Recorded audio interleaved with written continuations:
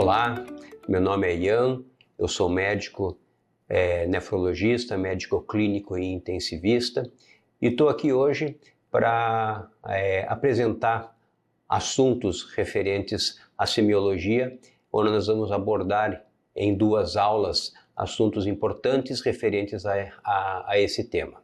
O tema proposto hoje é nós falarmos sobre método clínico. Então, nessa primeira aula, a gente vai ver alguns aspectos referentes ao método clínico, onde temos como objetivo, nessa primeira aula, apresentar os métodos clínicos em semiologia, alguns aspectos referentes a ele, mostrar características do processo de anamnese e apresentar conceitos para um bom desenvolvimento da anamnese.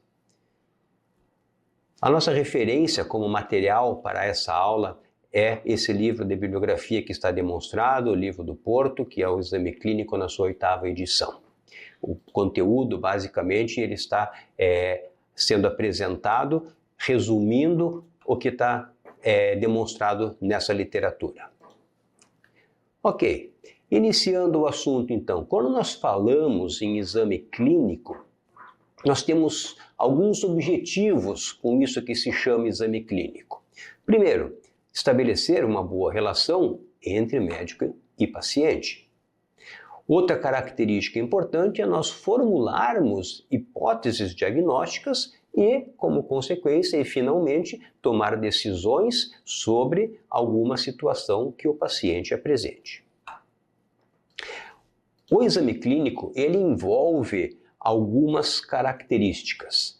Então, ele envolve uma entrevista e quando nós passarmos na fase seguinte, nós vamos ter alguns processos do exame físico que inclui a inspeção, palpação, percussão, ausculta, o uso de alguns equipamentos para avaliação desse paciente e avaliar estado nutricional com peso e altura. Nós vamos discriminar sequencialmente cada uma dessas fases.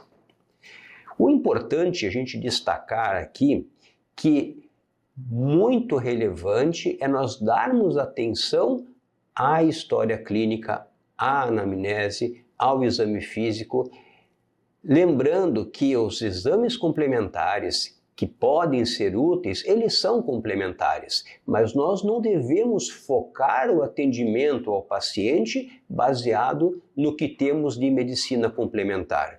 Sim, temos que gastar tempo com entrevista, uma entrevista bem feita, uma anamnese aprofundada do paciente e um exame físico detalhado e cuidadoso. Exame físico detalhado e cuidadoso, anamnese bem feitas, fazem com que você consiga utilizar os recursos diagnósticos laboratoriais, de imagem ou outros que podem ser necessários de maneira muito mais racional e econômica para o paciente também. Então, quando nós falamos sobre exame clínico, nós estamos nos referindo basicamente a 2 aspectos, a anamnese e o exame físico. Nós vamos focar essa parte da aula agora com alguns tópicos relevantes a respeito da anamnese. Então, a anamnese é uma entrevista que nós estamos fazendo com o paciente que estabelece esse relacionamento entre médico e paciente. Então, é uma interação entre as partes, a parte médica e a parte do paciente. E esse objetivo dessa entrevista, ela vai envolver um ou mais problemas de saúde de acordo com a demanda apresentada pelo paciente ou com o que nós conseguimos tirar de importante dentro do processo da anamnese. Então, alguns elementos que são importantes para nós.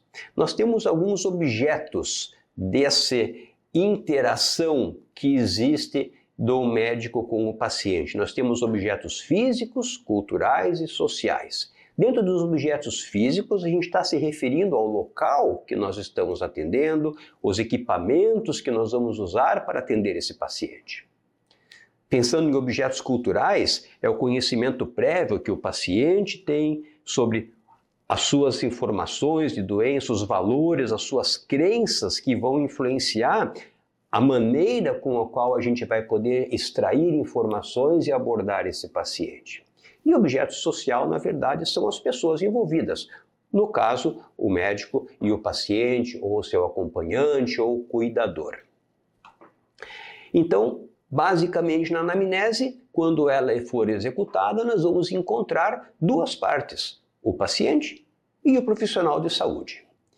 O paciente, quando for procurar um médico, uma assistência à saúde, ele vai ter a iniciativa da consulta. Algo não está passando bem por ele e ele está procurando uma assistência para ter algum tipo de auxílio. Então, há geralmente uma predisposição positiva do paciente em dar as informações para a pessoa que está coletando as informações. Com relação ao profissional de saúde, então, cabe ao profissional de saúde criar condições ótimas para que essa inter-relação aconteça de maneira boa e flua bem. Então, a gente tem que favorecer nesse relacionamento o fornecimento das informações pelo paciente. Por vezes o paciente vai ter dificuldade em expressar algum sintoma, expressar algo que esteja incomodando, e a gente vai ter que agir como um facilitador, buscando interpretar e tirar a melhor informação do paciente. Importante, quando nós estivermos conversando com o paciente, estar atento a alguns indícios que podem comprometer a boa retirada de informações do paciente. O paciente pode apresentar incompreensão, isso é, ele não entender o que a gente está falando, ter medo, estar em uma atitude de defesa, inseguro ou desconfiado. Então, todos esses aspectos podem interferir negativamente na coleta das informações. E o profissional de saúde tem que saber reconhecer essas situações e arranjar recursos durante o processo para vencer esses obstáculos. E muito importante também, dentro desse processo, é não induzir respostas sobre o paciente. Esse é um detalhe muito importante dentro da anamnese. Evitar abordar o paciente de uma forma a trazer uma resposta que eu quis ouvir. Por exemplo, o senhor não está mais sentindo dor, né? Eu estou afirmando algo que pode ser contrário ao que o paciente está sentindo. Então eu tenho que deixar uma pergunta aberta, onde eu posso mudar essa pergunta dizendo: o senhor está sentindo dor nesse momento? E ele vai ter a oportunidade de dizer sim ou não. Geralmente, quando o médico faz uma afirmação, às vezes o paciente pode, por insegurança ou medo, concordar com ele mesmo sem apresentar o devido sintoma. Então, para nós conseguirmos estar num ambiente satisfatório para ter as informações de maneira adequada, alguns aspectos do ambiente são muito relevantes. Onde nós temos que estar num local, obviamente, silencioso para facilitar essa troca de informação. O ambiente tem que ser agradável, por exemplo, uma temperatura agradável. Se um dia muito quente, ter um ar-condicionado, sempre que possível, para deixar o paciente à vontade. O ambiente, obviamente, tem que estar limpo e o instrumental que vai ser utilizado em boas condições. Ainda referente ao ambiente, a gente pode executar esse processo de entrevista com o paciente em determinados locais distintos. A maneira mais tradicional e habitual em que isso acontece é o consultório médico. Mas a gente pode exercer uma anamnese no quarto de um paciente internado no hospital, numa enfermaria também, de um paciente que nessa situação também pode estar internado, ou até no caso de uma visita domiciliar, dentro de um cômodo da casa do próprio paciente. Então são locais distintos onde nós vamos executar esse processo de anamnese. Obter as informações na anamnese é algo muito relevante, mas importante é haver o registro. o registro do que nós tiramos de informação dos pacientes, isso é muito importante porque vai ser o histórico que vai ficar guardado para futuras avaliações. Então, com relação ao registro, importante, ela pode ser feita de próprio punho, tá? É a maneira preferencial de se fazer esse registro. Mas, obviamente, que hoje, com o recurso da informática, computadores disponíveis, o registro digital é uma boa alternativa ao registro de próprio punho. Mas o muito importante, quando se fizer esse tipo de registro, não dedicar mais atenção ao computador do que ao paciente. Lembrar que o paciente é o foco principal, não é o computador. O registro é importante, mas o paciente é mais importante do que esse registro. Mas ele deve ser bem feito. Gravações não são recursos muito recomendados, porque geralmente eles vão intimidar o paciente ao saber que ele está sendo gravado. E ele pode se ver com receio de expressar determinadas informações. Então não é uma boa alternativa tradicionalmente utilizada na anamnese. E as anotações, é importante quando fizer as anotações, evitar longas anotações, porque isso vai demandar tempo ao registro e não tempo ao paciente. Então procurar escrever essas anotações de maneira objetiva. Dentro da anamnese, dando sequência nela, a gente tem alguns aspectos a mais a serem avaliados, aspectos culturais e aspectos sociais. Ao profissional de saúde, então, é importante, dentro dessa interação que existe com o paciente, adequar a linguagem com que vamos falar com o paciente. Então, a gente tem que evitar termos técnicos para o paciente que ele pode não compreender, certo? Então, a hora que eu vou chegar para um paciente, eu vou dizer, o senhor tem dispepsia. Ele não vai entender o que é uma dispepsia, mas se eu disser que o senhor sente algum desconforto na região do estômago, isso ele pode compreender. Então, termos técnicos devem ser evitados para facilitar a compreensão do paciente. E muito importante é, durante essa técnica de exercer uma entrevista boa, demonstrar interesse e atenção. Evitar distrações paralelas, uso do celular, atender o telefone durante a entrevista. Manter o foco centrado no paciente. Então, isto que eu comentei de manter o foco no paciente chama método clínico centrado no paciente. E essa é a maneira correta de abordar. O foco principal da nossa abordagem é o paciente.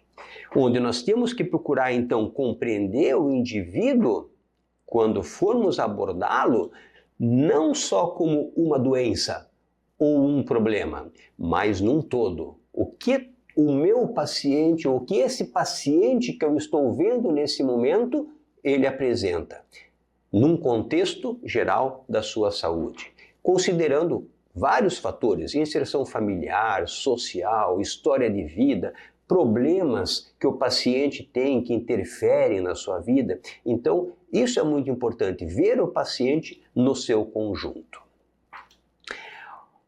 Então, quando nós abordamos o paciente, desenvolvendo a nossa anamnese, nós devemos iniciar sempre cumprimentando o paciente adentrando a sala ou você adentrando o ambiente que o paciente está, apertar a mão do paciente, se não for possível fazer um contato visual mostrando que você chegou, você está presente no ambiente.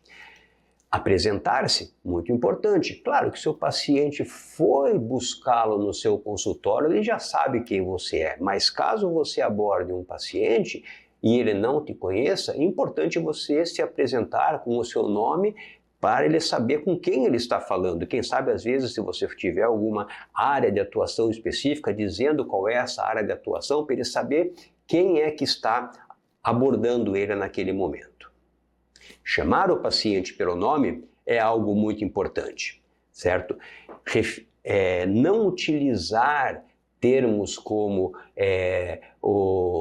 o senhor, o vovozinho, a mãezinha, mas chamar a pessoa pelo nome, ok? Paciente tem o nome, você vai ter o registro, ou se não tiver, você vai ter que ter em algum momento perguntado, e no transcorrer da entrevista, desenvolver a entrevista sempre se referindo ao paciente pelo nome.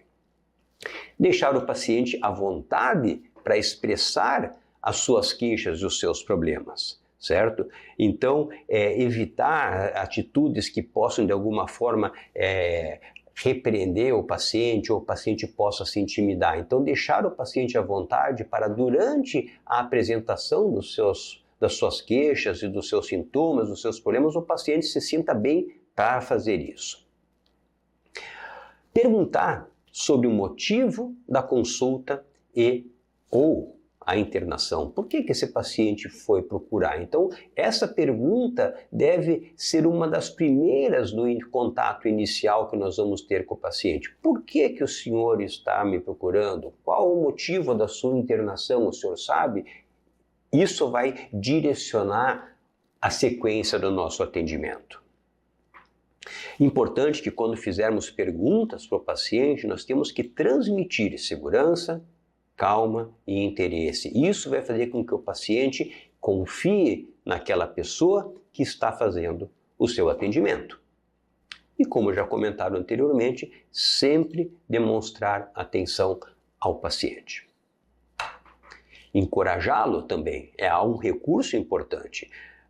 Por vezes o paciente pode se ver intimidado de falar alguma coisa e a gente pode estimular o paciente a expressar melhor um sentimento que ele esteja tendo relacionado ao seu problema ou ao fato que ele está comentando naquele momento.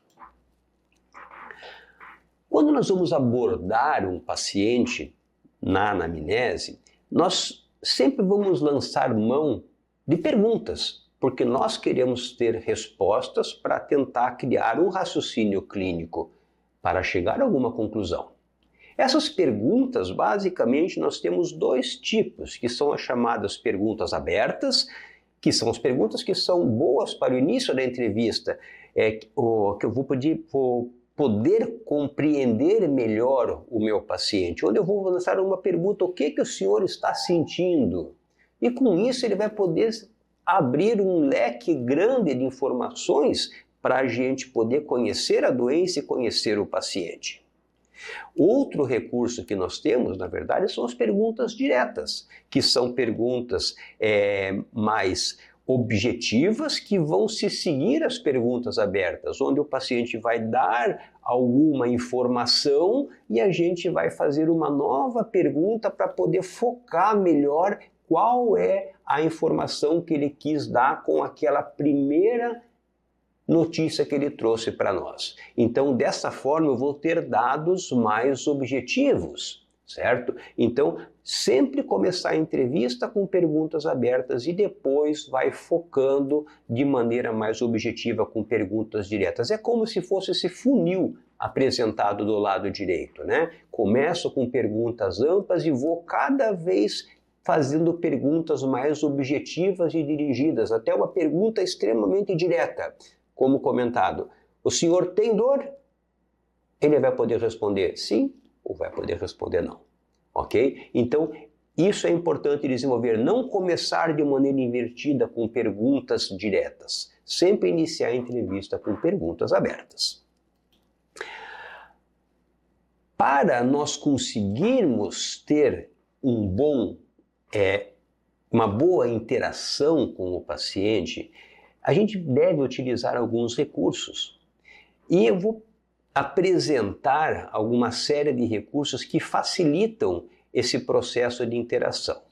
Um deles é o silêncio, onde, por vezes, durante o processo de entrevista, o paciente vai se apresentar emocionado por algo que ele relatou. E a gente, nesse momento, tem que ficar quieto deixar o paciente expressar aquilo que ele tem. Não é prudente nem sábio dizer, não sinta isso, controle-se, não chore. Isso não é viável, porque o paciente está tendo aquele sentimento. Então, o silêncio pode ser um recurso muito útil dentro da entrevista.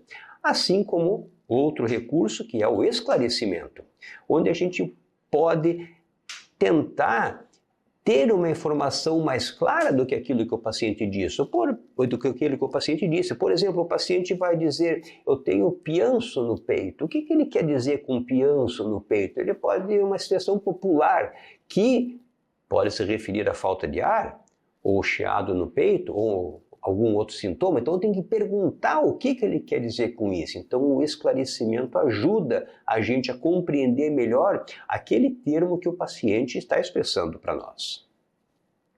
Facilitação, por exemplo, é um processo onde eu vou, de maneira verbal ou não verbal, encorajar o paciente a desenvolver aquele raciocínio que ele está tendo, ou o pensamento que ele está tendo, onde ele vai falar algo e eu vou dizer, sim, me comente mais comigo sobre esse assunto que o senhor está me dizendo. Eu quero saber um pouco mais sobre isso. Isso chama facilitação. Outro recurso é o confronto. Às vezes o paciente pode estar com alguma instabilidade no momento e a gente pode confrontá-lo, perguntar, o senhor está se sentindo irritado nesse momento? O senhor parece que está com medo. E nisso o paciente pode abrir uma janela e expressar que realmente está com esses sentimentos e a gente poder trabalhar frente a esses sentimentos que o paciente tem. Apoio é outro recurso importante, né? Nós podemos falar palavras durante a entrevista que mostram que nós estamos entendendo, tipo, eu compreendo o que o senhor está dizendo, onde o paciente vai se sentir seguro para continuar desenvolvendo o raciocínio que ele está tendo ou a frase que ele está expressando. Usar expressões que tranquilizam também é uma maneira de manifestar apoio ao paciente. Reafirmação. Por vezes, o paciente pode estar assustado, aborrecido, desinteressado, e a gente reafirmando o nosso conteúdo da conversa, a gente pode, dessa forma, então, mostrar que está compreendendo melhor o que o paciente está dizendo. E, por fim, a gente pode falar sobre a compreensão, onde eu posso, por gestos, palavras ou atitude, mostrar que eu estou compreendendo. Tipo, o paciente está falando e eu faço uma expressão corporal e ele vai sentir que eu realmente estou entendendo aquilo que ele está dizendo para mim. Dessa forma, então, a gente usa esses recursos que são muito úteis para a abordagem da anamnese. E a anamnese, a gente tem basicamente duas maneiras de executar a anamnese. Uma maneira chamada tradicional e a outra relacionada à medicina narrativa.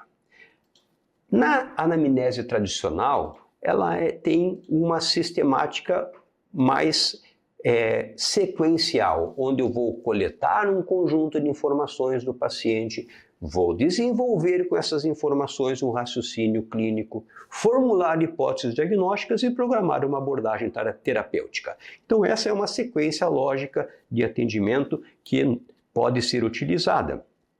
Mas existe uma outra maneira, abordada como narrativa, onde eu vou lançar uma questão única ao paciente. Me conte tudo aquilo que eu preciso saber sobre você. E o paciente vai transcorrer um discurso sobre o que está acometendo ele ou o que ele está sentindo. Essa técnica é um pouco mais trabalhosa, porque a pessoa daí tem que ter habilidades, o médico, em procurar lançar perguntas para preencher lacunas, caracterizar alguns sintomas que não ficaram claros, saber os tempos, os intervalos dos problemas que aconteceram, direcionar também algumas informações. Então, a gente deve ficar atento para também ajustar as informações que o paciente está trazendo dentro de um grande relato. Porque as informações podem vir todas fragmentadas e nós vamos ter que, durante o processo da entrevista, ir ajustando essas informações. Então, Esse é um modelo que é um modelo flexível, que identifica a doença, conhece melhor o paciente, mas ele requer mais habilidade para desenvolver a técnica da anamnese. Geralmente ele é um recurso bom quando nós queremos conhecer em primeira consulta o paciente, ele veio a primeira vez nos procurar para uma assistência. Essa é uma maneira boa da gente profundamente conhecer ao paciente. Nesse momento, então, era isso que eu tinha para apresentar para vocês a respeito de anamnese. Na aula seguinte, nós vamos falar um pouco mais sobre o método clínico, quando iremos abordar o exame físico.